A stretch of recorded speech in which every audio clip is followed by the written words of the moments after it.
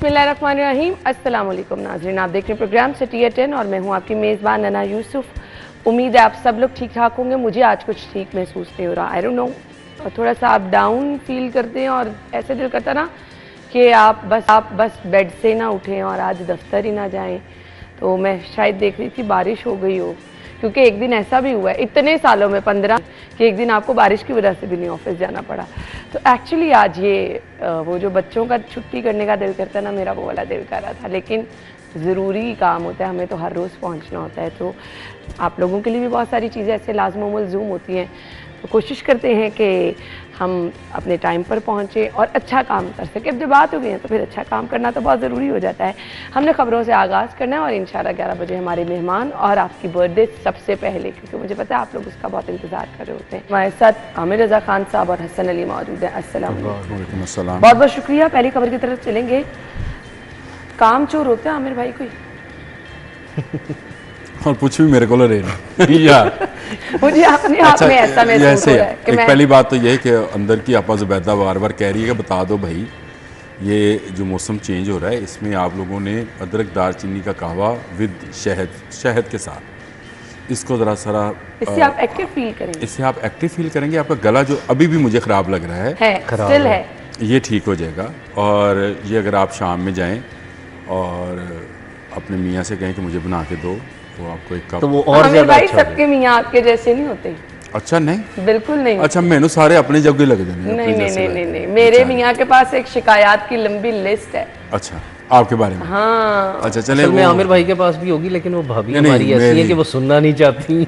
बिल्कुल नहीं होगी। अच्छा, आमिर भाई से वो सुनती नहीं। अच्छा, दूसरा बात यह है कि ये आप सारों के लिए कह रहा हूँ, मैं तो सबके लिए कह रहा हूँ कि ये आप इस्तेमाल करें, हफ्ते में चाहे एक दिन कर लें। अब मौसम तब्दील होना शुरू हो गया और जो वो तब्दीली वाले असरात ही हैं। असरात हैं। हाँ।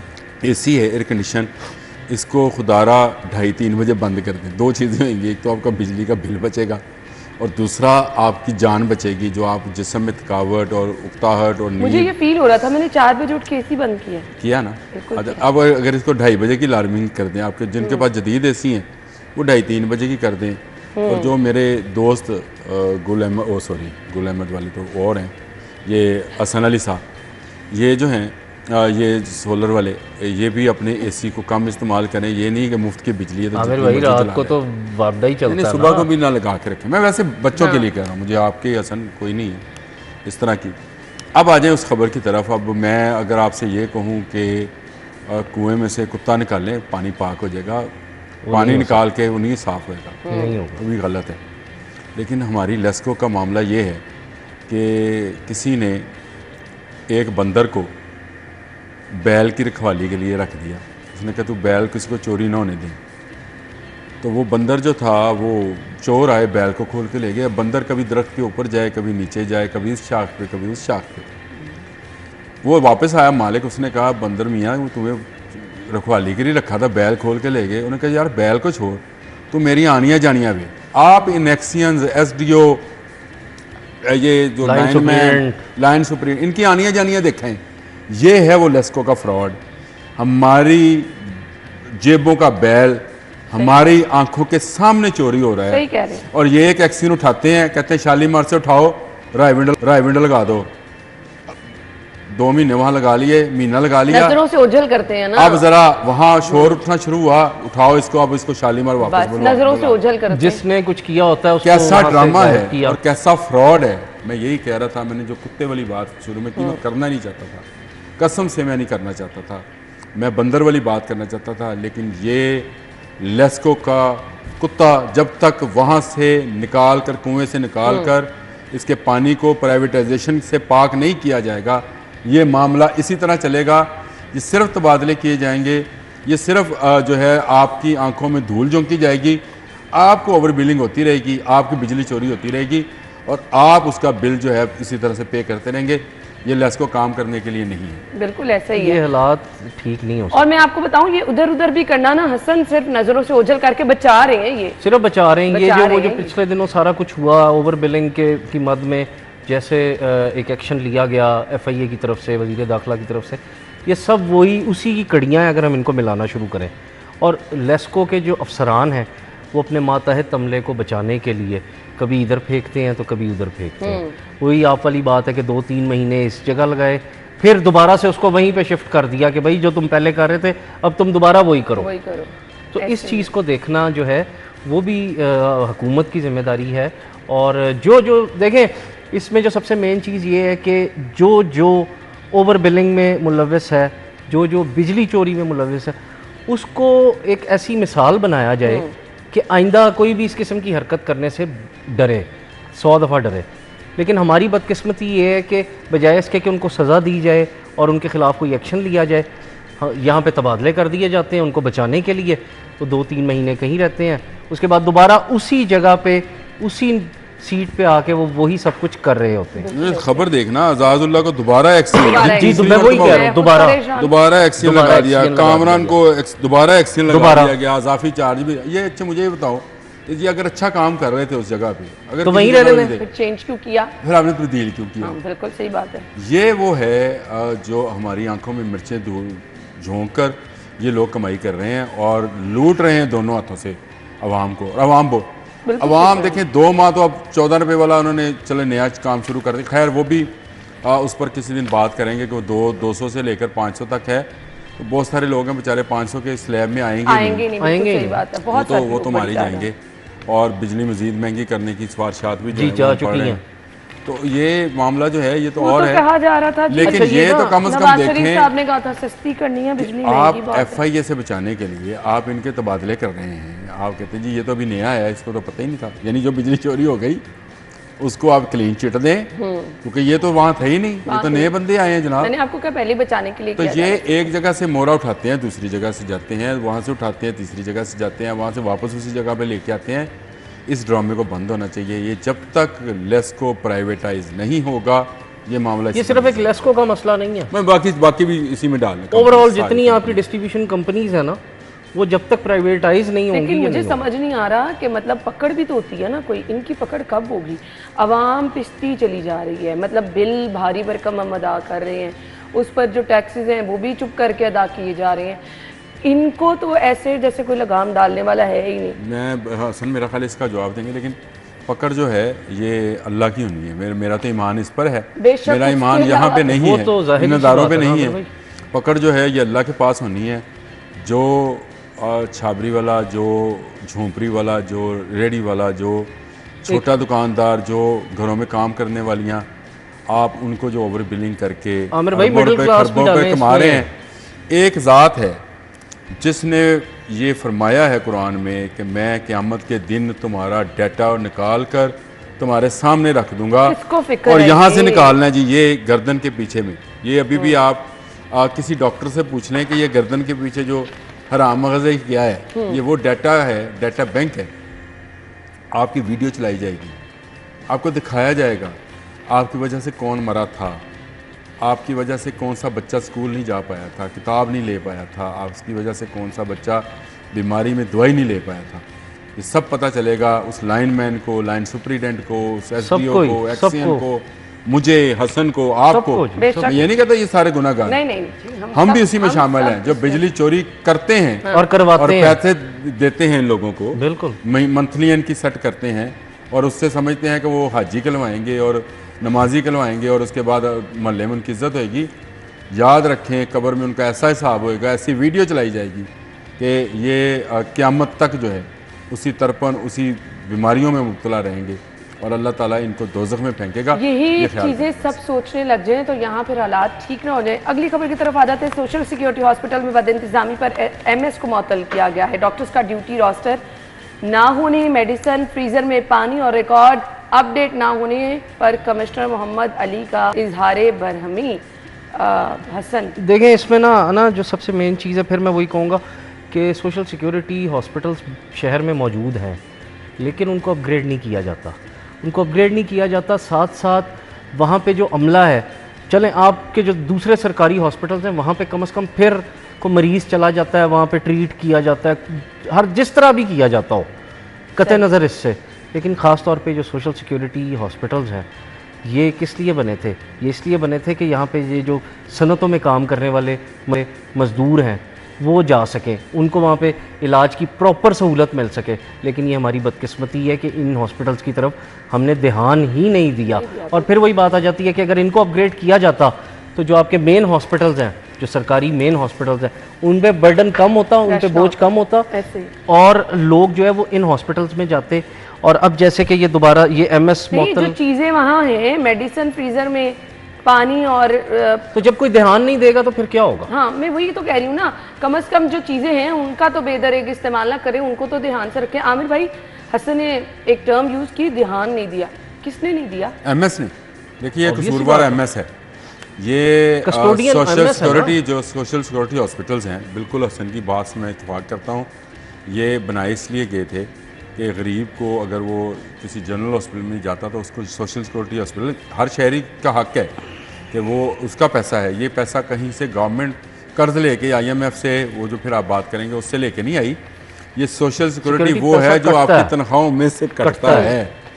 ये वो हॉस्पिटल्स हैं। और यहाँ का अमला, जैसे मुल्तान रोड पे नवाज शरीफ इतना बड़ा वो हॉस्पिटल है, लेकिन आप बदइंतजामी वहाँ पे आप कभी जाकर देखेंगे वहाँ पे क्या बदइंतजामी। फिर इन्हीं हॉस्पिटल्स को हम अगर अपग्रेड करें और इनको अच्छा हॉस्पिटल्स बनाएं तो आपके जो बाकी हॉस्पिटल्स हैं, जो सरकारी और आपके तलीमी इदारों से मुंसलिक हॉस्पिटल्स हैं जिनको कहते हैं, वो उन हॉस्पिटल्स पर बर्डन कम होगा, बोझ कम होगा। तो मेरा ख्याल है कि ये बदइंतजामी के ज़िम्मेदार MS हैं। ये सिर्फ मुअत्तल कर देना काफ़ी नहीं होगा, भरपूर तहकीकात की जाएँ, वो तहकीकात अवाम के सामने लाई जाएँ। मैं ये नहीं कहता डॉक्टर्स के सामने, नर्सिस के सामने, आपके मेडिकल स्टाफ के सामने, आपके हेल्थ डिपार्टमेंट के सामने, अवाम के सामने लाई जाए कि ये बंदा है, ये इसके खिलाफ तहकीकात हुई है। जब तक हम लोगों को सरे आम नहीं लेकर लेस्को में कह लें, यहाँ कह लें, जब तक ये चीज़ें मिसालें बनाकर मिसाल बनानी पड़ेगी। मिसाल आपने इस इंग्लिश कानून के तहत लोगों को छुपा कर सजाएं देना शुरू की। इस्लाम कहता सरेआम सरेआम, बिल्कुल सही, वो बिल्कुल सही तरीकाकार था। सरेआम सजा से मतलब ये था कि दिखाओ भाई ये मुजरम है, इसने ये जुर्म किया है और ये जुर्म मामूली नहीं है। जो बंदा बीमारी के लिए हॉस्पिटल गया है, उसको मजीद बीमारियां डालने के लिए गंदगी वहाँ पे है। फ्रीज़र में आप जिस तरह से कह रही कि पानी था और उसके अंदर अद्वियात रखी हुई थी, मुझे बताएं जो वो तो नए इन्फेक्शन लेके बाद इन्फेक्शन के अलावा दवाइयों में फ्रिज में या फ्रीजर में जाहिर है वो दवाई रखी जाती है कि जो रखनी होती है, जो एक SOP है जिसका टेम्परेचर के लिए। तो जब वो फ्रीज़र काम ही नहीं कर रहा और पानी में पड़ी हुई है और वही किसी मरीज को लगाएंगे तो उसका क्या रिजल्ट निकलेगा? बात ना, क्या बीमारियां दे के भेज रहे हैं, तो क्या तो ये बड़ा बुरा है। ये मैं तो कहता हूँ सरेआम सजाओं का सिलसिला शुरू होना चाहिए। सरेआम पब्लिसाइज किया जाए कि जनाब ये इंजीनियर इस कसूरवार है बिल्डिंग गिरने का, ये डॉक्टर है जिसने गिराया है, ये वो है जिसने निज़ाम तलीम में ये ड्रामेबाजी की है, ये वो बंदा है जिसने सोशल मीडिया पर लोगों को गुमराह किया है, ये जो चेहरे छुपा के प्रेस कॉन्फ्रेंस से पुलिस वाले करते हैं, मैं तो इसके भी खिलाफ। भाई आपने मुजरम पकड़ लिया, मुजरम इतराफ़े जुर्म भी कर लिया कि मैंने कर लिया, तो फिर आप उसको पेश करो ना, चेहरा दिखाओ पर ये चीजें उन्हें लग जाए ना तो मेरे ख्याल से फिर बहुत सारी चीजें दुरुस्त हो जाएं। ब्रेक ले लेते हैं, ब्रेक के बाद हम आएंगे अगली खबर की तरफ, आप हमारे साथ ही रहिए।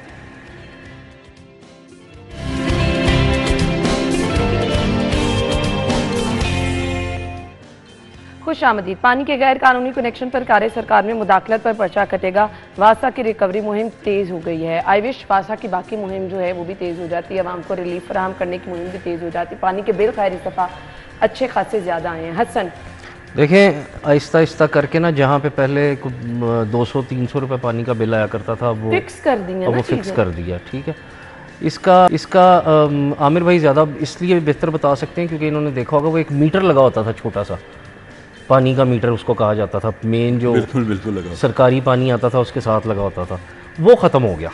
अगर फिक्स ही करना था तो मेरा ख्याल ये है कि वो मीटर दोबारा से ये बहाल करते ताकि लोगों को भी पता होता कि भाई ये मीटर चल रहा है। इस्तेमाल करनी जैसे बिजली हम इस्तेमाल करते हैं। देखिए हमारी ये ठीक है, हमारी गलती क्या है कि हम पानी ज़ाया बहुत करते हैं।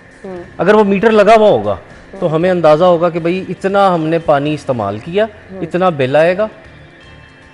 तो इस चीज़ को देखना चाहिए। अब खैर हुकूमत ने, ये वासा वालों ने ये किया है, तो इसमें सबसे पहले जो वासा का, जैसे हमने वो लास्ट टाइम खबर एक डिस्कस की थी कि जो सरकारी इदारों ने वासा की जो नादहिंदा है, सबसे पहले तो उनसे रिकवरी करें ना। हुकूमत पैसे बेशक हुकूमत ने देने ज्यादा हैं। पैसे तो उन्हीं की तरफ ही वाजिबुल अदा है आमिर भाई। अच्छा, ये मुझे वैसे गैर कानूनी कनेक्शन की समझ नहीं है, मैं सच्ची बात है। कैसे लग जाती है? मुझे समझ आती है कि कुंडा तो समझ आता है बिजली का, क्यों हसन? आमिर भाई, कुंडा ये भी समझ बहुत आता आसान है। वो कैसे, मुझे बताएं। देखिए मेरे घर में इसका एक तरीका है, मैं आपको बताता हूं। मेरे घर में रात को मेरे घर में सन सुन ले, फिर रहती है ये पहले तो बात करते हैं हम आम लोगों की, बाद में आते हैं कमर्शियल पे, फिर आते हैं इंडस्ट्री पे, फिर इस तरह से चलते हैं ना। घर से तो आप कनेक्शन, आप घर साथ वाले घर को नाली देते हैं कि पानी ले लो, हाँ नहीं ना होता, ऐसा नहीं होता। हाँ, ये हो सकता है कि बिजली गई हो तो आप अपनी टैंकी से कहते हैं यार तुम भी इस्तेमाल करो, हाँ। ठीक है। ये हो गया घर। कमर्शियल पे जितनी दुकानें हैं आपने सबका फिक्स किया हुआ बिल, और कोई बंदा ही होएगा कि उसने किसी और दुकान से पानी लिया होएगा, हर किसी के पास अपना होता है। ये गैर कानूनी कनेक्शंस हैं कौन से? अच्छा, इसमें ये आमिर भाई वो अब कनेक्शंस हैं जो वासा को बताए बगैर इंडस्ट्रियलिस्ट इस्तेमाल करते हैं, चाहे वो पानी की बोरिंग करें, चाहे वो वासा के पानी में से पानी काटें, चाहे नहीं जहाँ नहीं से आमिर भाई, मिलें। पानी की बोरिंग ये से है। नहीं, बोरिंग से क्या मतलब होगा? मैं बोरिंग से बोर तो- मतलब बोर नहीं, तो- आप उसकी इजाजत लेते हैं, जो कमर्शियली करते हैं ना, पानी जमीन से वो निकालते तो हैं। आप अपनी फैक्ट्री के अंदर अगर कर रहे हैं, किसको पता हाँ, चले? यही तो बात है, ये गैर कानूनी कनेक्शन, किसको पता मैं ये समझाऊं। नहीं नहीं और इसमें कुछ- देखिए, मुझे इसमें जो इसमें कोई सरकारी, समझ नहीं है। आमिर भाई मैं इससे इत्तेफाक आपकी बात से नहीं करूंगा, क्योंकि जो सरकारी कनेक्शन, जो पाइपलाइन आपके घर या इंडस्ट्री या दुकान के आगे से गुजर रही है ना, होता क्या है इसमें, मुझे इस तरह से पता है कि मेरे एक जानने वाले हैं, उन्होंने ये काम किया था। वो रात को लेट नाइट वासा वाले वहाँ पे आए उनके, और उन्होंने आके उस जगह पे खुदाई की, खुदाई करके और वहाँ पे उनको कनेक्शन लगा के पाइप अंडरग्राउंड ही उनके घर जो है वो अंदर दे दिया।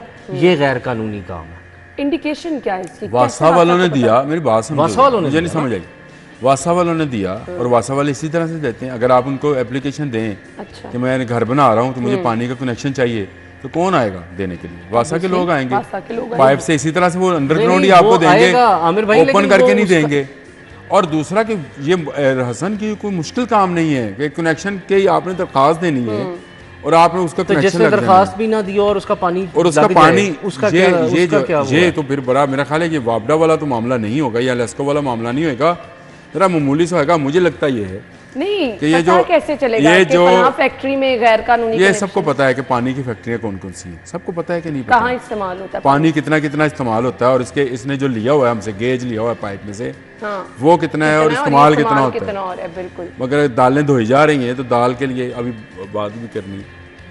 दाल धोई जा रही है तो उसमें फैक्ट्री में लेकिन कितना आमिर पानी भाई, इस्तेमाल सर्विस होता है। स्टेशन देखें, बेतहाशा है। फार्मास्यूटिकल कंपनीज में कितना होता है, सर्विस स्टेशन का आपने सर्विस नाम ले दिया, स्टेशन, उसमें कितना इस्तेमाल होता लेकिन है। सर्विस ये स्टेशन पे बर्फ अब ये है पानी कि देते मुझे हैं, यहाँ पर पानी का इस्तेमाल सर्विस बेदरीन- स्टेशन में ना एक चीज़ जो बेहतर की गई थी गुज़िश्ता दौर में, जी। वो ये थी कि फ़िल्टर लगाएं, फिल्टर लगा दिया। उसके बगैर सर्विस स्टेशन नहीं होगा। तो वो एक अच्छा इकदाम था। असल मैंने एक दो बर्फ खानों के बाहर देखा है, पानी बहता चला जा वो रहा तो है, बहता चला चला जाता जा रहा है, किसी को पता ही नहीं। किसी को नहीं पता। अब ये गैर कानूनी कनेक्शन मैंने आपसे कहा इंडस्ट्री से होंगे और जिनको दिया गया, आम पब्लिक का मेरा ख्याल बहुत कम ये जैसे इनके हैं वाकिफ कोई हैं जो भी है। इक्का दुक्का के इक्का दुक्का भी केस, वो भी मेरे लेकिन ख्याल है उसका आमिर भाई, ये कनेक्शन मेरा अप्रूव ख्याल है नहीं हुआ कि होगा, अगर- तो उन्होंने उस वक्त क्या होगा, वक्ती तौर पे लगा दो, बाद में कनेक्शन अप्रूव करवा लेते हैं। लेकिन इसमें जो वही बात है कि अगर मीटर लग जाएं बाकायदा तौर पे, जैसे मीटर तो 100% लगने चाहिए। ना लगाने मैं तो की कहता वजह हूं, क्या है? अगर पहले चल रहे थे तो अब इसको क्यों नहीं इम्प्लीमेंट किया? देखिए ये जापान की जायका एक कंपनी है जो कि पानी पर ही काम करती हाँ है, जी, और उनके उसने साथ बहुत बहुत से सारी प्रोजेक्ट प्रपोजल दी थी, बहुत प्रोजेक्ट दिए पाकिस्तान को, पाकिस्तान ने पैसा बहुत भी ज़्यादा। बहुत खर्च किया उन्होंने पानी के हवाले से। इस पर भी वो कहते हैं कि आप मीटरिंग करें पानी की। जब तक आप मीटरिंग नहीं करेंगे और बिल लोगों के घरों में नहीं जाएंगे, लोगों को पानी का एहसास होने वाला कदर होगी है। नहीं। सही कह रही और आपके घर में अगर काम वाली आती है, आपको खुशनसीब है कि आप खुद नहीं धोते हैं, तो काम वाली आती है तो उसको कोई परवाह नहीं है, वो नल खुला छोड़ेगी, दूसरे काम में लग जाएगी, तीसरा काम करके फिर उसको ख्याल आएगा कि बाहर मैंने वो फर्ज धोना था, पानी वहाँ चल रहा है। और आपके जो छापे थे कि गाड़ी घर में धोएंगे तो छापा मारेंगे, ये कोई सारा कुछ ड्रामा नहीं है, है। कुछ नहीं है। कोई नहीं आएगा ना, कोई इतनी सुबह को आता तो है ना चार इतनी दफा रात हुए को आता है। डॉल्फिन वालों ने जाके चेक करने की कोशिश अब की, हालांकि मतलब वो भी एक ड्रामा है, वो मैं भी ये खत्म हो समझता गया, हूँ। खत्म हो गया। आपको बहुत सारा सिस्टम चेंज करना पड़ेगा। एक तो आपको पानी की टाइमिंग करनी पड़ेगी, देखो ये बहुत जरूरी है। टाइमिंग है आमिर भाई, बहुत से वो जगह पे है आप शहर में। जैसे आप सोसाइटी में रहते हैं उसमें है, जैसे नहीं, मैं मेरे किसी तो सोसाइटी में रहता हूँ 24 वहाँ पे घंटे है, आता है। वहाँ पे आपके 24 घंटे जाता है। देखे ना, आपकी सोसाइटी 24 घंटे पानी चला रही है, वो 24 घंटे पानी तो टाइमिंग होनी चाहिए कि नहीं होनी चाहिए? होनी चाहिए, बिल्कुल होनी चाहिए हर चीज़। आप जब तक टाइमिंग नहीं करेंगे, आप लोगों को ये एहसास नहीं दिलाएंगे कि पानी हमारे पास कम है, तो आपका ये मसला हल नहीं होगा। लोगों को चाहिए कि इस नेमत को टाइमिंग हमें ये बताया गया ना, मैं हैरान होता हूं हसन, सॉरी आपकी बात, चार्जेस ने फायदा पहुंच रहा है। हमें ये बताया गया कि दौरान वजू अगर आप पानी ज़ाया करते तो इसका भी हिसाब दिया जाएगा। कर क्या रहे हैं? वजू किस लिए? इबादत के लिए। किसकी? अल्लाह की। इस पर भी आपने पानी का, और दरिया के ये है कि दरिया के किनारे बैठ के वजू करते हुए पानी ज़ाया किया, तो इसका मतलब है कि इतना पानी भी होए आपने इसको ज़ाया नहीं करने देना। सही कह रहे हैं। इतनी बड़ी नेमत अल्लाह की। ये छोटी छोटी चीज़ें हैं, अगर हम इनको समझना शुरू कर दें तो आप यकीन माने ना सिर्फ आपकी सवाब की नीयत से करें बल्कि दूसरों के लिए भी आसानियां पैदा करने की कोशिश करें। ब्रेक ले लेते हैं, ब्रेक के बाद वापस आएंगे। स्टे विद अस।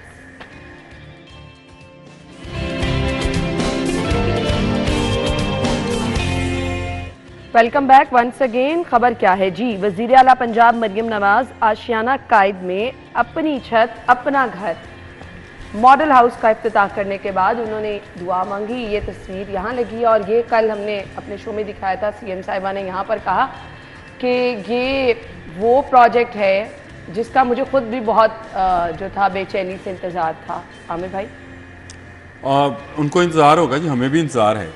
हमारे सहाफ़ियों के लिए निगरान हुकूमत में रोडा में प्लाट्स बने थे, मिले थे, उसकी कुरानंदाजी होनी थी, उसकी सारा कुछ होना था।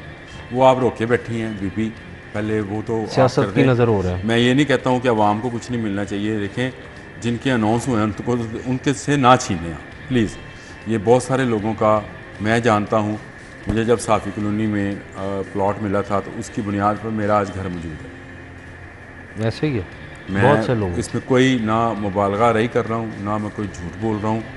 तो मरियम नवाज शरीफ साहबा, ये किसी का भी प्रोजेक्ट होए, अपना घर हर एक का ख्वाब है। ख्वाब हमें दिखाया गया और लोगों से कहा गया कि फॉर्म जमा कराएं, हमने करा दिए। रोडा ने कुरानंदाजी करने लगी तो आपने रोका हुआ है, पहले तो वो जारी करें। आप फिर आ जाएँ इस पर कि आपने कल जो अपना घर अपना, बहुत अच्छा जी, आवाम के लिए जितनी सहूलियात आप दे सकें दें, लेकिन इसमें सबसे पहले तो प्लाट होना चाहिए बंदे के पास, और प्लाट होएगा तो वो अप्लाई कर पाएगा। और वो शहर में 1 से 5 मरला प्लाट होए उसके पास।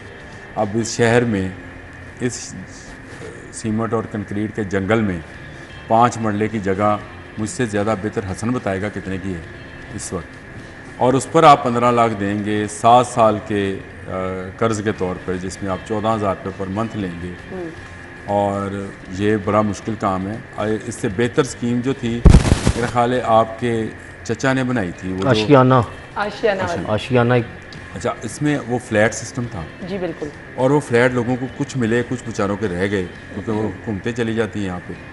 अगर आप अब भी ये वर्टिकल्स में जाना शुरू करें शहर में, तो मेरा हाल है कि ज़्यादा लोग अकोमोडेट हो सकते हैं, और गरीब लोग जिनके पास वाकई में घर नहीं है उनको घर मिल सकता है बहुत आराम से। ये जो आप शहर देहात में 10 से 15 मरले और शहर में 1 से 5 मरले है, इसकी कीमत भी आपको शायद अंदाज़ा नहीं है। आप तो 800 रुपये वाला सूट पहने तो हम समझते हैं करोड़ों रुपए का सूट पहना हुआ, आपने लाखों रुपए का पहना हुआ है। मैं तो ये समझता हूँ आपसे, आप पर तो 800 रुपये वाला भी जचता है सूट। बस आमिर भाई अब जो है ना, मैं इंतजार कर रही किस बात का नहीं जचता? नहीं, बिल्कुल जचता है जी। आप अपने पॉइंट पे आ गए ना। मैं तो अपने उसी आमिर भाई, आप तो अपने पॉइंट पे आ गए। भाई, गरीबों को आप बना बनाया एक कमरे का घर भी देना शुरू करें, अल्लाह बेहतर करेगा। अल्लाह ताला आपको हामी नासर होगा, मददगार होगा। सबसे पहले हमारे रोडा वाले जो साफ़ी हैं, दोस्त हैं, उनके प्लाट्स जो हैं, मेरा उसमें नहीं है, लेकिन मुझे इसकी तकलीफ़ ज़रूर है कि बहुत सारे लोग मैं जानता हूँ उनकी आस बन गई थी कि उनको अब लाहौर में घर ये बहुत मेहनती लोग हैं, हमारे जितने कैमरामैन हजरात हैं, जो रिपोर्टर्स, और उसको जानबूझकर रोका जा रहा है उसको। कुछ शरपसंदों के कहने पे, क्लब के शरपसंद का नाम लो ना, अच्छा, क्लब का शरपसंद जो है उसके कहने पे रोका जा रहा है, उनके कहने पे रोका। ये जो है ये नहीं रुकना चाहिए था, आप उसको भी जारी करें। मैं नहीं मानती कि कोई भी इतना बाअसर हो सकता है, और ये आप कर्जा 15 लाख का देने के बजाय ना, ये लोगों को बना बनाया घर दें, उसकी किस्त ले लें, किराए के मतलब इसमें देखें ना, इसमें सबसे मेन चीज़ है कि यहाँ पे लाहौर में 3 मरले का प्लॉट लेना ना, तो वो भी इस वक्त एक पहाड़ सर करने के बराबर है। क्योंकि आपने किसी जगह पे भी चले जाएं, 25-30 लाख रुपए से कम 3 मरले का भी प्लॉट नहीं मिलता। ऐसे ही। ठीक है, और जितनी कंस्ट्रक्शन महंगी हो चुकी है, बेशक ये एक अच्छा स्टेप ज़रूर है। 15 लाख रुपए जो कर्जा दिया जाएगा उसमें वो आमिर भाई बनाएगा क्या? सबसे पहला स्टेप है कि प्लॉट होना चाहिए। घर बनते हैं 15 लाख में? नहीं बन सकता। नहीं, सबसे पहले तो प्लॉट, वो जो गरीब आदमी है एक सबसे बेचारा, पहले तो प्लॉट किस तरह लेगा? जमीन होगी तो ऊपर कुछ वो प्लॉट ही नहीं ले सकता। आदमी को तो कब्र के लिए जगह नहीं मिल रही। गरीब आदमी को इसको कब्र के लिए इसको दफनाने नहीं देते हैं लोग। सही कह रहे हो। ये उठाओ भाई अपना मुर्दा यहाँ से, हम क्यों तुम्हें अपने कब्रिस्तान में। अब ये लाहौर की ये हालात है, तो आप कह रहे पहले उसके पास प्लॉट हो और उसके बाद उस पर वो मकान बनाए, मैं उस पर 15 लाख। ये प्रोजेक्ट जो है ये किस तरह से कामयाब होगा? ये मुझे नहीं लगता कि ये कामयाब होगा, क्योंकि सबसे पहले प्लॉट लाएं। अब इसमें कौन लोग फ़ायदा उठाएंगे? ये फिर वही प्रॉपर्टी डीलर्स दरमियान में आएंगे। आप देख लीजिएगा ये बात, इसमें फिर प्रॉपर्टी डीलर्स आएंगे, कंस्ट्रक्शन माफिया आएगा, वो इस स्कीम से फ़ायदा उठाएगा। आम आदमी को इसका फ़ायदा नहीं होगा। इसमें फ़ायदा फिर वही था, क्योंकि जिस तरह से हमारा शहर अब बढ़ता जा रहा है, आबादी बढ़ती जा रही है, इसमें जो आसान हल ये था कि यहाँ पे फ्लैट सिस्टम शुरू किया जाए, अपार्टमेंट्स बनाए जाए। शहर की बहुत सी ऐसी सोसाइटियाँ जहाँ पे अब बनने शुरू हो गए हैं 4-4, 5-5 मंजिला।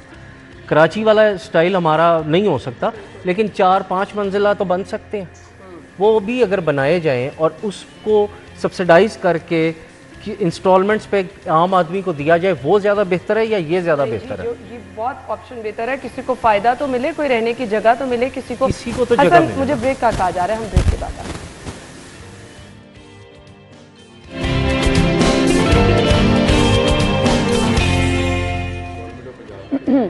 Welcome back. लिफ्ट और एयर कंडीशंस अपग्रेड होंगे। अस्पतालों के लिए 1.5 अरब रुपए फंड जारी हुआ है। अशद ज़रूरत थी इसकी, क्योंकि मैं खुद 1-2 हॉस्पिटल अभी रिसेंटली विज़िट कर चुकी हूँ। व्हील चेयर्स नहीं हैं, बेड्स अवेलेबल नहीं हैं, लिफ्ट्स वाकई ख़राब हैं। जो 1-2 ऑपरेशनल थी ना, क्योंकि हम यहाँ पे ख़बरें सुनते रहते हैं, फ़लाँ सरकारी हॉस्पिटल की लिफ्ट बंद हो गई। मैंने जाना था 7th फ्लोर पे, और यकीन माने मैंने ये सोचा कि मैं सीढ़ियाँ चढ़ के जाऊँ, सेहत भी अच्छी रहेगी, और अंदर बंद होने का खदशा। लिफ्ट इतनी खस्ता हाल थी कि मेरा हौसला नहीं बढ़ा कि मैं लिफ्ट में जाऊँ, हसन की तरफ आ जाती पहले। फिर वही बात आ जाती है कि ये ठीक है, बहुत ज़रूरी है, और ये एक प्रोजेक्ट जो है निगरान हुकूमत में शुरू किया गया था कि हॉस्पिटल्स को अपग्रेड किया जाए।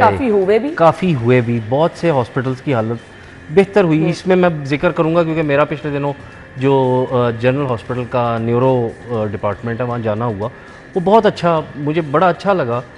वैसे तो अल्लाह ताला सबको बचाए कि किसी को भी ना जाना पड़े, लेकिन वहाँ जाके मुझे ये अच्छा लगा कि वहाँ पे सफाई की हालत बहुत अच्छी है। लिफ्ट जो है वहाँ पे 4 लिफ्टें हैं और वो चारों ऑपरेशनल थी और सही हालत में थी। तो ये अब ये हर हॉस्पिटल को करना चाहिए। ये नहीं है कि सिर्फ एक हॉस्पिटल को कर दें। फ़र्ज़ करें म्यू लाहौर की अगर बात करें तो सर्विसेज को या म्यू को कर दें, कि तमाम हॉस्पिटल्स को चाहिए कि ये करें। कि अब इसमें एक जो अहम चीज़ है, वो सर्जिकल टावर एक म्यू हॉस्पिटल में बनना था, वो आज तक कंप्लीट नहीं हो सका, और वो बहुत पुराना प्रोजेक्ट है।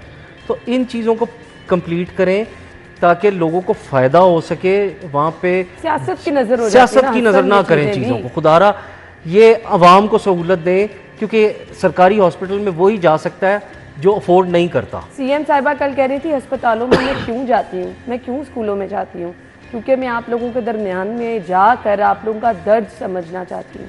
कौन से हॉस्पिटल में? नहीं एक मिनट, सीएम साहिबा कौन से सरकारी हॉस्पिटल में? मैंने तो इसलिए आमिर भाई की सबसे पहले म्यू में गई थी। अच्छा, जहाँ जाती है, मैं एक जगह नहीं जाना होता। अच्छा, आपने कहा कौन से, मैंने आपको पहला हॉस्पिटल बताया, आपने फिर उस पर कहा कि भी गई थी। मैं तो बता रहा हूँ बहुत सारे हॉस्पिटल में जाना इतना काम नहीं है, लेकिन हॉस्पिटल की जो हालत ज़्यादा बेहतर हुई है, ये बाकी निगरान हुकूमत का बहुत बड़ा कारनामा था, बहुत बड़ा। मैं कल शाम को आपको वाकया बताता हूँ। कल शाम को मैं अपने घर में गया, गाड़ी खड़ी की, तो बेटी ने बताया कि बाहर गार्ड है। गार्ड के पास गया तो उसने कहा जी मेरी बेगम का पित्ते का ऑपरेशन हुआ। पित्ता ऐसी चीज़ है जो हिंदी में पिता है ना जी, वो मुझे लगता है यही होता है। तो वो उसने बताया, और मैंने कहा तुम्हारे पैसे कितने लगे? कहता जी मेरा कोई 1 रुपया भी नहीं लगा। ये सच्ची बात है। कहाँ पर? जिना हॉस्पिटल। उसने कहा जी पित्ते का ऑपरेशन हुआ, 1 रुपया नहीं मेरा लगा। सच्ची बात ये है कि अगली बात चलें छोड़ दें, उसने वो किस लिए आया था, लेकिन असल मामला ये था कि मैं इस बात पर खुश हुआ कि जिना हॉस्पिटल में जो काम कराया निगरान वज़ीर आला ने और गोहर इजाज़ ने मिलकर, इसमें कोई शक नहीं। उसमें चले गरीब को ये तो हुआ और मुखय्यर उसने ये बताया कि जी मेरी गोहर बेगम इजाज़ साहब करेंगे तभी सब ठीक चलेगा। सब ठीक नहीं चलेगा, हुकूमत को ठीक करना चाहिए। और ये ख्वाजा इमरान नज़ीर जो हैं ये भी काफ़ी मुतहरक आदमी हैं, काफ़ी तेज़ घूमते हैं और काफ़ी चलते फिरते आदमी हैं। मसला हमारे यहाँ आप ये देख लो, आप सरकारी चीज़ तो किसी चीज़ पर अपने घर चले जाना, आज आप अपनी फ्रिज पे लिखो ये सरकारी है, उसके बाद मुझे ये फ्रिज चला के दिखा देना। हमारे यहाँ मसला सामान लगाने का नहीं है, उसकी मेंटेनेंस का। आज आपकी मेट्रो हो, आज आपकी ऑरेंज ट्रेन हो, आज आप वहाँ पे जो मैकेनिकल सीढ़ियाँ थी नहीं चल रही, क्यों? क्योंकि आपने उसका मैकेनिज्म नहीं बनाया कि भाई इसकी सफाई कैसे होनी है। यही हाल होता है लिफ्टों का, जो आपने कहा ना बुरे हालात थे, तो आप जब आपके उसकी मेंटेनेंस भी नहीं काम करेंगे, जब आपके MS साहबान जो हैं वो अपने कमरों के AC 24 घंटे चलाएंगे, उनको ये पता नहीं होगा कि मरीज़ को एक मंजिल से दूसरी मंजिल पे कैसे लेके जाया जाता है। लोग अपने कंधों पे वो जैसे बोरियां उठाते हैं ना जी, वैसे उठाते हुए मैंने सर्विसेज हॉस्पिटल में देखा। ऐसे ही है, लोग अब मरीजों को तीसरे फ्लोर पे दूसरे फ्लोर पे लेके जाते हैं, बिल्कुल ऐसे। तो ये हालात हैं। और व्हील चेयर तो कोई डोनेट कर जाए तो उसके पीछे लिखा होता है कि मोहतरमा फलां मरहूमा के नाम की मैंने व्हील चेयर। हम तो ये भी समझते हैं ना कि जी मस्जिद में जब कुरान पाक देते हैं ना, मैं आपने कुरान पाक दिया मस्जिद में तो लोग पढ़ें, आपको सवाब, आप जिसके नाम पे दिया अल्लाह को पता है, अल्लाह ने लिख लिया। आपने उसको बंद किया और उसके ना सफ़ों के ऊपर लिखा होता है फलां के सालस का, बस अपने दिल की तसल्ली के लिए लिख देते हैं। इसमें क्या है, जब आपने दे दी चीज़ तो वो अल्लाह की राह में चली, अल्लाह का मामला हो गया। इसी तरह व्हील चेयर्स हैं, जितनी दे सकते हैं मुहैया हज़रात, आपने कहा गोली इजाज़त दे सकते हैं, दे दें। तो आमिर भाई फिर मेरा पॉइंट तो ये है कि सिर्फ मुखय्यर हज़रात करते रहेंगे, गवर्नमेंट जो है वो चीज़, अब ये लिफ्टें ये कितने पैसे हैं जी, 1.5 अरब रुपया ये फंड लग जाएगा, बहुत कम है ना, लेकिन इसकी मेंटेनेंस के लिए 1 रुपया नहीं रखा जाएगा। नई लिफ्टें होंगी, मैं ये भी बता दूं, 1.5 रुपया ख्वाजा इमरान नज़ीर लगवा देगा, लेकिन ख्वाजा इमरान नज़ीर इसकी मेंटेनेंस के लिए 1 रुपया नहीं रखे जाएगा, क्योंकि इतना ज्यादा प्रेशर होता है उन लिफ्ट्स के अंदर ना। एक मजमा था लोगों का, तो वो कितनी देर वो कैपेसिटी सहलेगा, 1 महीने बाद उसकी मेंटेनेंस की जरूरत पड़ेगी, तब आपके पास कुछ नहीं होगा। अच्छा जी, एक और खबर हम प्रोग्राम में डिस्कस करने वाले हैं। पतंगबाजी, पतंगसाजी, ट्रांसपोर्टेशन नाकाबिले ज़मानत जुर्म है और पतंग उड़ाने पर 3 से 5 साल कैद या 20 लाख रुपए जुर्माना होगा। धाती डोर, तार, तंदी की तैयारी और मांझा लगाने पर भी जो है वो सज़ा होगी, इसको जुर्म करार दिया गया है। जुर्माने की अदम अदायगी पर 1 साल कैद होगी। पतंगबाज बच्चे को पहली बार वार्निंग, दूसरी बार 50,000 जुर्माना होगा। पंजाब काबीना ने अहम तरमीम मंजूर कर ली है। आमिर भाई, बड़ा अच्छा है, ये अच्छी खबर है और मैं हमेशा पतंगबाजी के हक में रहा हूँ, बचपन से मुराते रहे। और तो नहीं होना मैंने न्यूज़ नाइट जो है, मेरा ख्याल है न्यूज़ नाइट जब प्रोग्राम करता था तो मैंने 3 से 4 प्रोग्राम सिर्फ पतंगबाजी पे किए थे कि इसको खुलना चाहिए और इसको होना चाहिए, लेकिन जब लोग नहीं ये नहीं होने, मैंने तो पहले कहा कि ये अच्छी खबर है, पहला लफ्ज़ मेरा ये था, ये अच्छी खबर है। हालांकि मैं पतंगबाजी के हक में रहा हूँ, अब नहीं हूँ, अब तो ये कत्ल है और कत्ल अमद है और इस पर करे। आमिर भाई, कुछ टाइम ऐसा था कि एवरी मंडे हम आकर ये खबर पढ़ रहे थे कि गुज़िश्ता रोज डोर भिड़ने से फलां बंदा जहाँ पर फलां बच्चा जहाँ। मेरे घर में रात को कोई पतंगबाजी हो रही होगी तो छत पे एक वो गुड्डा जो था वो आके गिरा सफेद रंग, और वैसे ही जो इंसान के जहन में बचपन की ठरक कह लें उसको होती है, मैंने उस गुड्डे को पकड़ के सिर्फ ऐसे अभी किया था तो मेरी बेटी ने रोना शुरू कर दिया। मैं सच्ची बात बता रहा हूँ। उसने कहा ये कातिल है और तुम इसको उड़ाने लगे हो, इसको भाग फेंको जल्दी से और फाड़ के फेंको ताकि नीचे से कोई बच्चा कोई और ना उठा सके। फाड़ के फेंका था मैंने इसको, और मैं ये समझ गया कि चले मेरे बच्चे को तो ये रियलाइज़ हो गया कि ये कत्ल है, और ये जिनके बच्चे छतों पे चढ़ के उड़ाते हैं उनके माँ बाप को सजा होनी चाहिए। ये पहली दफ़ा वार्निंग दे के छोड़ देंगे तो बच्चे पे कोई असर नहीं होगा। ये माँ बाप को पकड़े, उसको कहें कि तुम्हें नहीं पता तेरी छत के ऊपर बच्चा चढ़ा है और उसने पतंग उड़ा ली, ये कैसे हो गया? ये डोर इतनी खतरनाक बनाने वालों को पकड़ना चाहिए ना, सबको, ये सब कुछ पकड़ना चाहिए। अब तो ये खत्म हो गया, कभी ये शहर में मेला लगा करता था अंदरूनी एक शहर में। फेस्टिवल था, बहुत पूरा जबरदस्त फेस्टिवल था। 2-2 रात चांद रात होती थी बसंत हमारे की। बचपन में जिस तरह बाकी त्योहार होते हैं, एक त्योहार होता ये भी बड़ा पापा गुड्डी फरोश, मजर गुड्डी फरोश, अब्बास गुड्डी फरोश, बहुत ज्यादा। ये सारे कप्तान गुड्डी फरोश, ये सारे गुड्डी फरोश जो थे, ये सारे वहाँ पे रातों रात वो मतलब जगमग जगमग कर रहे होते थे शहर। मोची रोजा आपका जगमग कर रहा होता था पूरा अंदरून और ऐसा शहर। लगता है ईद क्या फेस्टिवल होना जो ये लेकिन अब नहीं, अब जब लोगों के गले कटे, जब बच्चे मरे, जब असल में आमिर भाई छोटे इसमें बच्चों का कसूर नाक फिर कटा। वही आ जाता है कि जब से ये जो केमिकल डोर आना शुरू हुई ना, उसके बाद से ये सारा सिलसिला शुरू डोर हुआ। भी इस वरना आमिर तरह भाई की कि पहले मतलब तो और साथ लोगों पहले की भी यही गर्दनें डोर कटी होती थी जो ये आम मांझा टूट लगता जाती था। थी। ये असल में इंडिया की साजिश थी। बसंत एक इंटरनेशनल फेस्टिवल बन गया। भारतीय अदाकार और भारतीय सनतकार और भारतीय जो पूरी लोग थे दुनिया से आमिर भाई वो आते थे, सिर्फ इंडिया से और नहीं, पूरी अच्छा दुनिया से खासा लोग आते थे। रेवेन्यू ना सिर्फ जनरेट होता लाहौर था। बल्कि फैसलाबाद, मुल्तान, गुजरांवाला, रावलपिंडी, सारी गुजरांवाला जगह पे। कसूर सब है। और दूसरे मुल्कों से यानी कनाडा से सिख आते थे, अमेरिका से इंडियंस आते थे सिर्फ बसंत फेस्टिवल देखने के ऐसे लिए। ही है, बिल्कुल ऐसे। और मल्टीनेशनल कंपनीज़ को मैं जानता हूँ जिन्होंने बादशाही मस्जिद के इर्द गिर्द अंदरूनी शहर में बिल्डिंग्स लेना शुरू कर दी। ये इंडिया ने केमिकल ऐसी यहाँ पे स्मगल कराई, उसके बाद आज देख लें जैसे उन्होंने खत्म हो क्रिकेट गई। में श्रीलंकन टीम पर हमला कराया।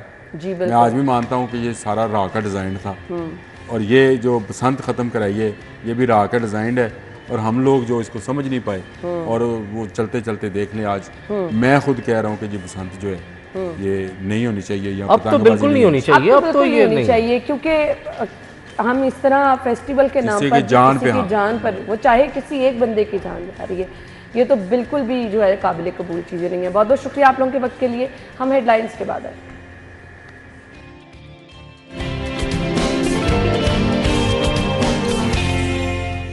सोलर पैनल्स के हवाले से आज के प्रोग्राम के हिस्से में हम गुफ्तगू करने वाले हैं। हालिया भारी भरकम बिलों से बचने के लिए लोगों ने लगवा लिए जी सोलर पैनल। सोलर पैनल लगवाने वालों को भी मुश्किलात का सामना है। लेस्को ने आए दिन उनके लिए भी कोई ना कोई नई मुश्किल खड़ी की होती है। अब ऐसे में हमने जिन लोगों ने सोलर पैनल लगवाए हैं उन्होंने किस तरह से इफ़ेक्टिव तरीके से इसका इस्तेमाल करना है, इसकी मेंटेनेंस क्या होती है, इसको आप अपने लिए बेहतर कैसे बना सकते हैं। बहुत सारे लोगों को मैं जानती हूँ जी सोलर लगवाने के बावजूद परेशान हैं, बिल आ रहे हैं, वो मंतक क्या है, उससे बचना कैसे है, सोलर पैनल का इस्तेमाल किस तरह से करना है, इसका तरीक़ेकार क्या है, इसकी मेंटेनेंस के लिए आपको क्या क्या कुछ करना होता है। और फिर थोड़ा सा आजकल क्योंकि आपको पता है बरसात का मौसम चल रहा है, कभी बारिश हो जाती है, सो ऐसे में आपने मेंटेनेंस के लिए क्या करना है। आगे जब सर्दियाँ आएंगी तो फिर आपने सोलर पैनल को किस तरह से उसकी एफिशिएंसी बेहतर करनी है, किन किन चीज़ों का ख्याल रखना है। इंजीनियर सिकंदर इकबाल साहब ने ज्वाइन किया है। अस्सलाम वालेकुम जी। वालेकुम सलाम। थैंक यू सो मच, बहुत बहुत शुक्रिया आपके वक्त के लिए। सबसे पहले तो ये बता दें, जिन लोगों ने सोलर लगवाए हैं कुछ परेशान है, समझ नहीं उनको आ रही, उन्होंने तो जी बचत के लिए बिजली के बिलों से छुटकारे के लिए सोलर लगवाए थे, स्टिल बिल आ रहे हैं, क्यों? अच्छा, इसमें सोलर लगवा बेसिकली वो गलतियाँ क्या कर रहे हैं? बिल्कुल। अच्छा, इसमें मैनेजमेंट आपने करनी है। आपने सोलर लगवा भी लिया तो पहले आपने इसको यूटिलाइज़ कैसे करना है, इसके मैक्सिमम आउटपुट कैसे लेनी है, इसकी एफिशिएंसी कैसे इंक्रीज़ करनी है। अच्छा, एक तो ये कि आप अपनी जो हैवी अप्लाइंसेस हैं उनको आप डे टाइम में मैक्सिमम यूज़ करें। आपकी वॉशिंग मशीन है, आपकी इस्त्री है, आयरनिंग करनी है, आपने वाटर मोटर चलानी है, अपने पम्प चलाना है आपने, तो आप जो भी अप्लाइंसेस हैं उनको कोशिश करें दिन के टाइम करें जब आपकी प्रोडक्शन हो रही है सोलर की ना। अगर आप वो ये चीज़ें शाम को कर रहे हैं तो फिर तो सोलर का फ़ायदा नहीं लगाने का। तो एक तो अपने आप को थोड़े से मैनेजेस के मुताबिक आपको करना पड़ेगा कि जब आपके मैक्सिमम यूनिट प्रोड्यूस हो रहे हैं, क्योंकि ओवर द डे चेंज होते हैं ना। सुबह 8-9 बजे से प्रोडक्शन स्टार्ट होती है आपकी, फिर 10-11-12 बजे पीक पे जाती है 1-2 बजे, फिर उसके बाद सोलर थोड़ा नीचे आना शुरू कर देता है। तो आप एक तो ये अपनी मैनेजमेंट से बेहतर करें। दूसरा, इसकी एफिशिएंसी बेहतर करने के लिए इसकी मेंटेनेंस बड़ी ज़रूरी है। हमारे यहाँ आपको पता है डर्ट बहुत ज़्यादा है, डस्ट है बहुत ज़्यादा, तो सोलर पैनल्स के ऊपर जब मिट्टी की लेयर आ जाती है तो वो उसकी एफिशिएंसी को कम कर देती है। तो आपने अगर आपका इस तरह डस्टी इन्वायरमेंट है ज़्यादा, आजकल बारिश हो जाती है, इससे वो खुद ही रिमूव नहीं हो बारिश से भी हो जाता है, लेकिन ये कि बारिश तो चले अभी आजकल हो रही है, लेकिन अगले मौसम में जब नहीं होगी तो आपको फिर इसको मेंटेन करना है, आपको क्लीन करना है, आपको हर 15 दिन बाद इसको पानी से इसको धोएं, इसको साफ करें, इसको वाटर से बस साफ करें, क्लीन करें, सरफेस क्लियर हो। रिस्क फैक्टर तो नहीं इसमें होता कि ख़राब हो जाएगा या कोई करंट लग जाएगा? उसमें ज़रूरी है कि आपकी अर्थिंग हुई हो, वो बहुत इंपॉर्टेंट है कि आपने जब सोलर लगवाना तो आपने अर्थिंग लाजमी करनी है। 2 आपके बोर होते हैं, एक आपकी डीसी अर्थिंग होती है, एक आपकी एसी अर्थिंग होती है। डीसी अर्थिंग आप एक लाइटनिंग अरेस्टर पे लगाएंगे ऊपर। लाइटनिंग अरेस्टर बहुत ज़रूरी है क्योंकि जब आप सोलर पैनल छत पर लगा रहे हैं तो एक रिस्क बढ़ जाता है कि लाइटनिंग अगर होती है, आसमानी बिजली गिरती है, अगर सोलर पैनल पे गिरी तो पूरा सिस्टम आपका वो ख़त्म हो जाएगा, बिल्कुल डिस्टर्ब हो जाएगा। तो आपने लाइटनिंग अरेस्टर लगाना है और उसको नीचे आपने कॉपर रॉड के साथ अपने बोर करना है ताकि अगर लाइटनिंग हो तो लाइटनिंग अरेस्टर से पास होकर वो आपकी अर्थ में चली जाए, और साथ ही अपने पैनल्स को भी उसके साथ लिंक कर देना। तो ये तो होगी डीसी अर्थिंग। दूसरी फिर इन्वर्टर की भी हम अर्थिंग करते हैं। तो हर किस्म के इलेक्ट्रिक शॉक से बचने के लिए आपको अर्थिंग ज़रूरी है ताकि अगर किसी किस्म का भी शॉक मौजूद है आपके पैनल्स के अंदर तो वो आपको ना लगे, किसी को इंसान को ख़तरा ना हो, वो अर्थिंग हो जाए उसके साथ। तो ये आपने लाजमी करना है इसको। ये चीज़ें हैं, ये सेफ्टी मेजर्स हैं जो आपने लिए हैं। अच्छा जी, इसकी एफिशिएंसी हमने बढ़ाने के लिए क्या करना है कि हमें जो है वो इसको हम मैक्सिमम टाइम तक यूज़ कर सकें? अच्छा, एक तो जैसे मैंने बताया सोलर पैनल्स की मेंटेनेंस, फिर आपके इन्वर्टर की भी मेंटेनेंस है। अच्छा, आपके जो इन्वर्टर्स हैं पहले आते थे IP21, अब जो लेटेस्ट आ रहे हैं IP65, IP66, इसमें वैसे तो सेल्फ कूलिंग मैकेनिज्म है, अंदर फ़ैन होता है जो उसको ठंडा रखता है, लेकिन आपने कोशिश करनी है कि इन्वर्टर को और जो डीबी आपकी होती है सोलर के लिए जो डीबी बनती है डिस्ट्रीब्यूशन बॉक्स, इन दोनों चीज़ों को आपने वेल वेंटिलेटेड एरिया में रखना है। इसका ज़्यादा हीट ना होगी, जितना टेम्परेचर इसका बढ़ेगा उतनी एफिशिएंसी इसकी कम होगी। तो आपने इसको अगर तो बेहतर तो यही है इसको ऐसी की जगह पर रखें जहाँ डायरेक्ट सनलाइट ना पड़े या हीट, क्योंकि एक तो ऊपर से भी हीट जनरेट हो रही है, कवर्ड एरिया हो, और अगर वहाँ पे वेंटिलेशन हो तो सबसे बेस्ट है। वहाँ पे एग्जॉस्ट फैन लगा दें, अगर तो ड्राई कूलिंग हो सकती है, कोई एसी लग जाए वो तो सबसे बेस्ट है। लेकिन अगर आपके ऐसी किसी जगह पे है, लेकिन एटलीस्ट फ़ैन ज़रूर लगाओ वहाँ पर ना, कि वो उसका टेम्परेचर जो ना मेंटेन रहे। इसके बाद इन्वर्टर का भी आपका चेक है, उसको भी आप रूटीन में 2-3 महीने बाद जिससे आपने लगवाया उससे बुला के चेक करवाएं, उसकी परफॉर्मेंस देखें, ठीक है उसमें कोई मसला तो नहीं आ रहा, कोई मैल फंक्शनिंग तो नहीं हो रही, तो उसको भी साथ साथ आप देखें। आपके इन्वर्टर देखें, अपनी डीबीज़ को देखें। अच्छा, फिर इसमें आपकी जो वायरिंग है वो भी मैटर करती है कि आपने कौन सी लगाई है, उसमें कितनी अच्छी तार है, कॉपर वायर यूज़ किया आपने। हाँ बिल्कुल, देखें आपने जो प्रोडक्शन की है वो अगर उसके लॉसेज हो रहे हैं, वो प्रोडक्शन जो ऊपर से तो वाट प्रोड्यूस हो रहे हैं, लेकिन आपकी अंदर सिस्टम के अंदर ही लॉसेज हैं, आपकी प्रोडक्शन आपकी एफिशिएंसी नहीं है वायर के अंदर, तो वहाँ से भी आपको वोल्टेज लॉस हो रहे हैं आपके। अच्छा, फिर घरों के अंदर भी आपने थोड़ा सा अपने रहने को भी चेंज करें ना, आप अपने फैंस चेंज करें, आप इन्वर्टर फैंस पे जाएं।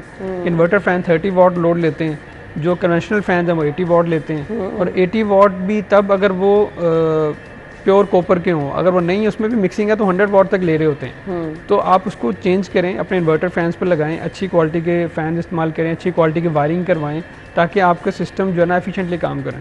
सही। सो ये अक्सर हम देखते हैं वोल्टेज कम ज़्यादा होती है वाबिया की तरफ से, वो आपके इन्वर्टर पे असरअंदाज? बिल्कुल, आपने उसके लिए इसको हम कहते हैं SPD स्पेशल प्रोडक्शन डिवाइस लगाते हैं।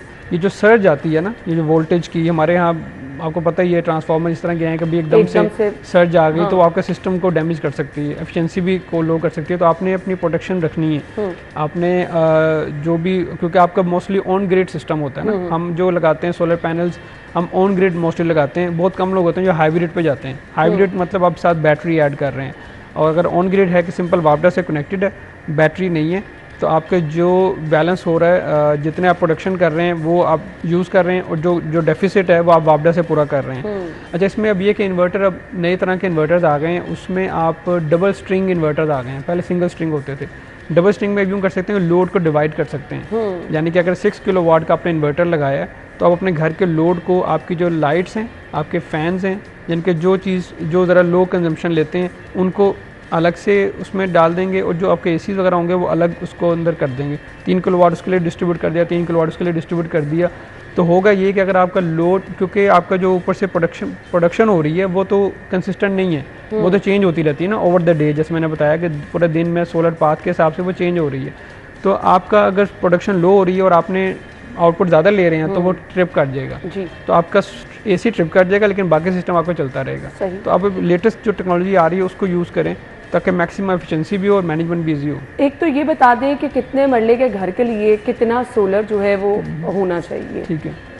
और दूसरा ये भी मुझे आपसे पूछना है कि जो लोग सोलर लगवा रहे हैं परेशान होते हैं, क्योंकि आपके पास मार्केट में ऑप्शन बहुत ज़्यादा है ना कि क्वालिटी किसकी बेहतर है, कौन सी, कुछ हम कोई ब्रांड या किसी को रिकमेंड तो नहीं करेंगे, लेकिन सोलर में आपके वो क्या चीज़ें होनी चाहिए जो आपको फ़ायदा भी पहुंचाए अगर आप लगवा रहे हैं तो? अच्छा, वही अब इंस्टॉलेशन पे आ जाते हैं।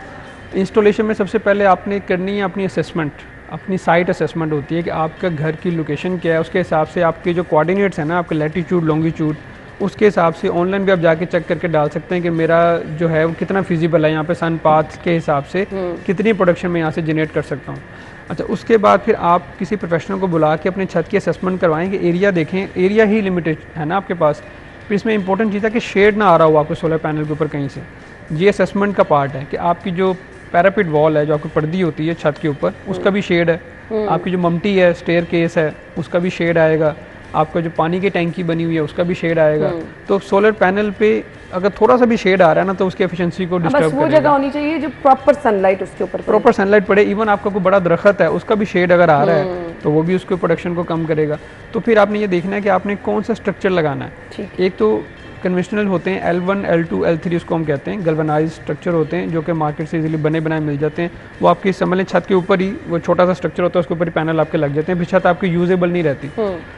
अगर तो आपका शेड का ऐसा इशू नहीं है फिर तो आप उस पर चले जाएं। अगर आपका शेड का इशू है तो फिर आप अपलिफ्ट स्ट्रक्चर लगाएं, फिर आप 8 फुट कम से कम उसको उठा के लगाएं ताकि आपका ये शेड का इशू भी ना रहे और छत भी आपको यूजेबल रहेगी। आप छत पे जा सकते हैं, उसको इस्तेमाल कर सकते हैं।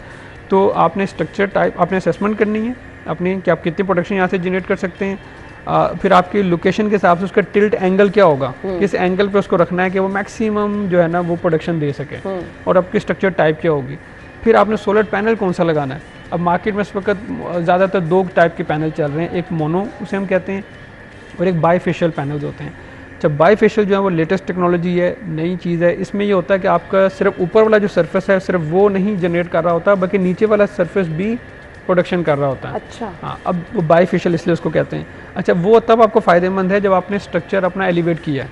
अब अपलिफ्ट है ताकि नीचे से भी उसको लाइट मिल रही है। लेकिन उसके लिए भी एडिशनली आपको ये करना चाहिए कि आप अपना जो रूफ सरफेस है, छत जो है, उसको भी वाइट पेंट कर लें ताकि लाइट जो है वो मैक्सिमम रिफ्लेक्ट हो। अगर आपकी छत जो है ना वो डार्क कलर में है, ग्रे कलर है, तो वो तो लाइट को रिफ्लेक्ट नहीं करेगी, तो उसका फ़ायदा नहीं है। या अगर आपने पैनल छत पर लगा दिया तब भी नीचे से रिफ्लेक्शन नहीं आ रही, तो उसको यूज़ करने का बेहतर तरीका ये है फिर आप उसको छत को वाइट पेंट करें, कोटिंग करें ताकि लाइट रिफ्लेक्ट हो और उसकी एफिशिएंसी मैक्सिमम मिले आपको।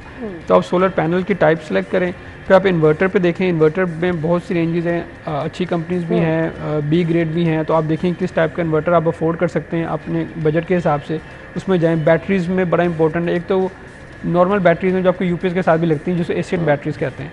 फिर दूसरी बैटरीज हैं लिथियम आयन बैटरीज जो कि लेटेस्ट हैं, थोड़ी सी एक्सपेंसिव हैं लेकिन एफिशिएंसी बहुत ज़्यादा है। मतलब समझ लें कि अगर उसकी एफिशिएंसी 60% है तो इसकी 80% है, तो एफिशिएंसी ज़्यादा हो जाएगी आपकी। तो हर चीज़ पे थोड़ा सा आपको स्टडी करना पड़ेगा, इसका और कोई तरीका नहीं है। हाइब्रिड जो लोग लगवा लेते हैं वो किस तरह फ़ायदे में रहते हैं। लेकिन हाइब्रिड में तो फिर आप बैटरी साथ ऐड कर रहे हैं ना, तो बैटरी तो डेफिनेटली फ़ायदेमंद है क्योंकि अगर ऑन ग्रिड में जब लोड शेडिंग होगी, वापडा नहीं होगा, तो आपका सोलर पैनल भी नहीं चल रहा, आपको लोड शेडिंग की ज़रूरत भी नहीं रहती। यूपीएस की अगर बैटरी हो भी यूपीएस की ज़रूरत नहीं है। फिर आपको बैटरी आउटपुट प्रोवाइड कर रही है डे टाइम में भी और रात को भी दे रही है। तो हाइब्रिड तो बेहतर है। हमारे यहाँ चूँकि लोड शेडिंग होती है तो हमारे यहाँ तो बेहतर तो ये कि हाइब्रिड पे जाएं। लेकिन वही है कि लोगों को बजट का इशू होता है, बैटरीज नहीं लगा सकते, तो फिर वो ऑन ग्रिड पे चले जाते हैं। ठीक है, तो कोई वो मंतक मैं आपसे जानना चाह रही हूँ, कुछ मैनेजमेंट वो बता दें कि बिल लोगों को बिल्कुल ना आए, क्योंकि नॉर्मली तो लोगों ने इसीलिए लगाए हैं ना सोलर कि बिल से जान छूटे। अच्छा, वो फिर आपको देखना पड़ेगा ना, आपका एक तो स्पेस आपके पास अवेलेबल है, कितना आप लगा सकते हैं। उसमें आप ये कर सकते हैं कि पैनल साइज़ जो अब जो लेटेस्ट आ रहे हैं वो आ रहे हैं 595 वॉट वाला। पहले आते थे 560, फिर 580 वाले आए, फिर 595 वाले आए। तो साइज़ तकरीबन वही है, 4x8 की प्लेट होती है, लेकिन उसमें जो आपकी जो कैपेसिटी है वो बढ़ गई है। तो आप लेटेस्ट वाला लगाएं 595 वाला ताकि कम जगह पे आप ज़्यादा प्रोडक्शन कर सकें। अच्छा, बिल तो आपका तब ज़ीरो होगा जब आपकी प्रोडक्शन मैक्सिमम उतनी है जितनी आपका यूजेज है ना। अगर आपका यूजेज ज़्यादा है, प्रोडक्शन कम है, तो फिर तो बिल तो आएगा। और फिर आपको बैटरी भी साथ ऐड करनी पड़ेगी ताकि रात के टाइम पे भी आपको बैटरी बैकअप दे, तो फिर आप बिल को ज़ीरो कर सकते हैं। तो 100% ज़ीरो करने के लिए तो फिर आपको देखना है कि आपका यूजेज घर का कितना है, आपके कितने यूनिट आप कंज्यूम करते हैं, और आपने सिस्टम ऐसा लगाना है कि जो उससे ज़्यादा प्रोड्यूस करे, तभी आपका बिल ज़ीरो हो सकता है। ठीक हो गया। अब मुझे आपसे ये जानना है कि सोलर लोग लगवा भी रहे हैं, उसका इस्तेमाल भी कर रहे हैं, और बहुत सारे लोग चाह रहे हैं कि अब जब सर्दियाँ आएँ तो उनके पास इनफ जो है वो बिजली उनको फिर भी बिल ना आए, तो उसके लिए अभी से हमें प्लानिंग करनी है। ये तो तब हो सकता है जब आपने नेट मीटरिंग की हो, क्योंकि नेट मीटरिंग में ये है ना कि आपका एक सरप्लस यूनिट जमा हो रहे हैं वापडा के पास, और वो फिर आप यूज़ कर सकते हैं अपने विंटर के अंदर। ठीक है। अगर आपने नेट मीटरिंग नहीं की हुई, अगर आपने सिंपल ऑन ग्रिड लगवाया हुआ है या आपने हाइब्रिड लगवाया हुआ है, तो फिर सर्दियों में तो आपको वो जनरेशन तो कम हो जाएगी इसकी, तो फिर सर्दियों में वैसे आपको यूजेज भी कम होगा, तो इतने बिल तो नहीं आएंगे जितने आप आ रहे हैं, लेकिन बिल तो आएंगे। लेकिन अगर आपने नेट मीटरिंग की हुई है और आपका सरप्लस मौजूद है वापडा के पास, तो वो फिर आपको बैकअप मिल जाएगा सर्दियों में, फिर आपको बिल नहीं आएगा, फिर तो आप बिल्कुल ले सकते हैं, बिल्कुल ठीक हो गया। अच्छा जी, अब वो लोग जो कि चाहते हैं अच्छा जी थोड़ा बहुत बिल आ जाए, थोड़ा बहुत हम 1-2 प्लेट्स लगवा के घर में सोलर से मैनेज कर लें, तो क्योंकि सबके पास अब इतने एकदम से लाखों रुपए नहीं भी आ सकते, तो हम आसान तरीके से कैसे अपनी बिजली थोड़ा सा बिल आ जाए और 1-2 प्लेटों से हम मैनेज कर सकते हैं? देखिए, आपको पता ना हमारा बिल जो होता है उसमें स्लैब सिस्टम होता है। आप वंस यू क्रॉस 200 यूनिट्स तो आपका यूनिट का रेट बढ़ जाता है, 300 क्रॉस करते हैं यूनिट का रेट और बढ़ जाता है। तो जितना आप अपनी स्लैब के नीचे रहेंगे उतना आपको फ़ायदा है, आपका बिल जो है ना वो कम आएगा। तो जितनी भी प्रोडक्शन आप कर सकते हैं, जितना भी आपके पास बजट है, इस वक्त तो सोलर पैनल की कीमतें बहुत कम हुई हैं इस वक्त, यानी 2-3 पैनल लगवा के भी हम फायदा उठा जितने भी आप लगा सकते हैं। आप उसके साथ जो मिनिमम इन्वर्टर आता है 3 किलोवाट का इन्वर्टर है वो लगा लें। 6 किलोवाट पे आप नहीं जा सकते, बेहतर तो ये 6 किलोवाट पे चले जाएं, लेकिन अगर नहीं ज़्यादा देरी जेब या 6 किलोवाट का लगवा लें, बाद में प्लेटें ऐड कर लें उसके अंदर, तो जितना भी आप प्रोडक्शन कर सकते हैं करें। आपकी छत जो है ना वो यूटिलाइज हो रही है, आप जो भी छोटा सा आपसे कह लें कि पावर प्लांट लगा रहे हैं छत पे, तो लगा लें, जितनी प्रोडक्शन कर सकते हैं आप, ठीक हो बाद गया। में ऐड करते हैं उसको। तो कमर्शियल यूजेज के लिए भी यही तमाम चीज़ें आपको? कमर्शियल में तो ज़्यादा फायदा है, क्योंकि कमर्शियल का यूनिट आपको पता है महंगा है, तो कमर्शियल में तो आपको और ज़्यादा इसकी वायबिलिटी बढ़ जाती है। वहाँ पर तो उस वक्त 100 के करीब यूनिट चला गया आपका, तो उसमें तो आप जितना प्रोड्यूस करेंगे उतना ज़्यादा आपको फ़ायदा होगा। सही। सो अब लोग समझते हैं कि जी हमने सोलर लगवा लिया है तो हम दिन में भी एसी चलाते जा रहे हैं, वो आपको मैनेज करना है। देखिए, इसमें आपके पास मोबाइल ऐप पे आ रहा होता है सारा कि कितनी प्रोडक्शन हो रही है इस टाइम मेरी, और मैं कितने यूनिट्स जो है ना इस वक्त मैंने उसके हिसाब से कंज्यूम करना है ना। अगर आपकी प्रोडक्शन लो हुई है, इवन जून जुलाई में भी अगर आपके क्लाउडी वेदर हो गया तो एकदम से प्रोडक्शन ड्रॉप कर जाती है एकदम। आपको एकदम से अगर 10 किलोवाट का लगाया हुआ आपको आ रही है 7 किलोवाट की प्रोडक्शन हो रही है, एकदम से वो पता चलेगा 500 वाट पे आ गई है। तो क्लाउडी वेदर का बहुत ज़्यादा इफेक्ट है। रेनी वेदर में, क्लाउडी वेदर में, सन नहीं है तो वो एकदम से आपकी प्रोडक्शन ड्रॉप होती है, आपने उसके हिसाब से अपने मैनेज करना है। तो घरों में सबको एजुकेट करने की ज़रूरत है इसके ऊपर कि आपने इसका एक लाइफस्टाइल अपने इसके हिसाब से आपने थोड़ा चेंज करना है। अगर अब आप सोलर लगवा रहे हैं तो आप अपनी चीज़ें, जैसे आपने फ़ैन को कहा ना कि आप इन्वर्टर पे, अब मार्केट में लोकल इन्वर्टर भी मौजूद है, तो वो फ़ायदेमंद है कि आपको इस चीज़ का भी ख्याल रखना है कि इम्पोर्टेड भी होने चाहिए? देखिए, अगर तो अच्छा है लोकल, उसको मैं किसी को ये नहीं कह सकता लोकल बिल्कुल अच्छा नहीं है। स्टडी करें थोड़ा सा उसको, उसके स्पेसिफिकेशन स्टडी करें, उसके रिव्यूज़ देखें, कस्टमर रिव्यूज़ उसके क्या हैं, जिन लोगों ने लगाए हैं उसके बारे में क्या ओपिनियन है उनका, कैसा उन्होंने इस्तेमाल किया। पूरी दुनिया में जज करने का ये तरीका होता है, आप कस्टमर रिव्यूज़ चेक करते हैं, आप उसकी स्पेसिफिकेशन देखते हैं। हमारे यहाँ मसला ये है ख़ासतौर पर हमारे रीजन में कि हम लोग सिर्फ रेट देखते हैं कि भाई कम सस्ता है तो लगवा लो, हम उसको स्टडी नहीं करते कि इसमें स्पेसिफिकेशन क्या है, क्या मुझे ये फ़ायदा देगा या नहीं देगा। और हर चीज़ की एक ऑपरेशनल कॉस्ट होती है, हम लोग सिर्फ इनिशियल कॉस्ट देख रहे होते हैं कि भाई इतने का आ रहा है, लेकिन अगर इनएफिशिएंट चीज़ लगा रहे हैं आप तो उसकी जो ऑपरेशनल कॉस्ट है वो ज़्यादा पड़ रही है आपको। जैसे मैंने फ़ैन की एग्जांपल दी कि अगर आपने एफिशिएंट लगाया है तो वो 80 वाट ले रहा है कन्वेंशनल फ़ैन, अगर एफिशिएंट नहीं है, उसमें कॉपर वायरिंग नहीं हुई हुई, तो वो आपको 100 वाट ले रहा है, तो वो इन द लॉन्ग रन आपने पूरी ज़िंदगी वही पंखा चलाना है, बिल्कुल, तो वो आपको डेली का वो कॉस्ट कर रहा है एडिशनली। मतलब अब जो लोग सोलर लगवा चुके हैं, जो लगवाना चाह रहे हैं, उनको प्रॉपर स्टडी करनी है, इसका तरीक़ेकार समझना है, इसको मेंटेन कैसे रखना है वो समझना है, इसको अपने लिए इफेक्टिव कैसे बनाना है, ये तमाम चीज़ें स्टडी करके फिर आप सोलर से फ़ायदा उठा सकते हैं, अदरवाइज इसका फ़ायदा आप नहीं उठा सकेंगे। थैंक यू सो मच, बहुत बहुत शुक्रिया। हमें कल तक के लिए इजाज़त दीजिए, अपना बहुत सारा ख्याल रखिएगा, अल्लाह हाफ़िज़।